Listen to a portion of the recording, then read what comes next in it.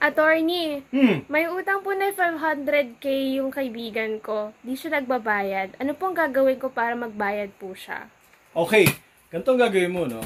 Itong kasong ito ay pasok sa tinatawag nating small claims case, no? Dahil ito ay less than 1 million pesos. Pero bago mo gawin yan, kailangan mo na siyempre meron kang demand letter, no? Para magkaroon siya oportunidad na magbayad ng kanyang utang.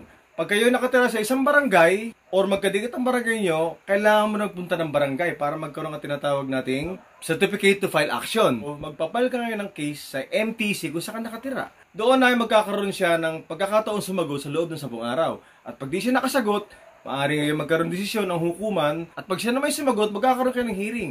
At sa hearing na ito, pag ikaw hindi umattend, maaring ma-dismiss ang kaso mo. At pag siya na hindi umattend, maaari namang ma-desisyon nito base ron sa iyong demanda. Lahat ng ebidensya mo at ebidensya ng kalaban mo, dapat nakalikom na yan, na-file mo case at pagka sumagot siya. Dahil pag hindi nyo naisama yan, mawi-waive na po ito.